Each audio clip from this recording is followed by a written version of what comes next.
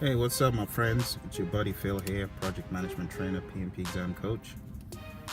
Today I'm going to talk to you about little signs, but important signs, warning signs that you may not be ready to jump straight into the PMP exam. So, tell me, what are the major outputs that you get from all the processes? Do you know what they are? If you don't, you're not ready. What comes out of develop project charter? Two things. What comes out of identify stakeholders? One thing. What comes out of develop project management plan? One thing. Do you know what those are? Plan scope management? Two things. Collect requirements? Two things. Do you know what these critical things are? Define scope? One thing. Now, I can also go back to these processes and say, do you know the unique tools and techniques of these processes? Let's say create WBS. What is the unique tool and technique used there? What about define scope? What about collect requirements? If you cannot distinguish process from process by virtue of their outputs, by virtue of their inputs, like some have very unique inputs. Well, let me give you an example. You should get this one. Business case. Where should that be used?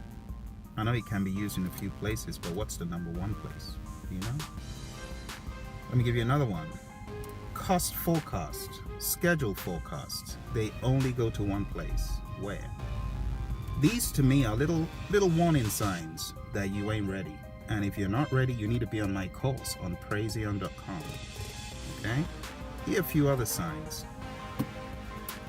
Tell me, what are the unique tools and techniques, if any, that you can think of from managed quality? Do any come to mind as being unique?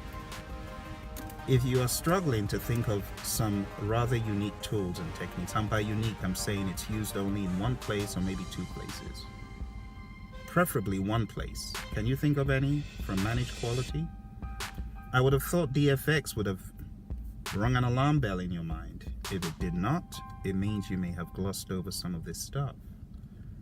What is the difference between quality assurance and quality control? Which process is pinpoint precisely on quality assurance? Do you know? What about quality control? Which process is pinpoint precise on it? That gives itself away, right, by the name. So that's what I'm looking for. I'm looking for you to convince me you know your processes inside out. You see? All of those things I talk about on the mainline, PMBOK mainline video, and if you haven't watched it, just Google PMBOK mainline and watch the mainline video for the 6th edition. But I talk about deliverables, accepted deliverables, verified deliverables, final product, service, or result transition, ACR, proof change requests. Do you know where all these come from, where they go to? If you don't know these things, it's a warning sign that you're not quite ready. You know, little things like, okay, what's the difference between schedule compression, crashing a project, and fast tracking a project? Can you explain all those three so that someone who is in doubt understands them? If you cannot, problem.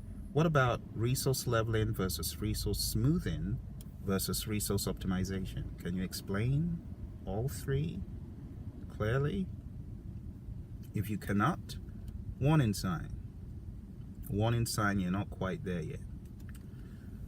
Tell me the differences between managed stakeholder engagement, managed communications. Can you tell me? If you cannot, you need to be on my course.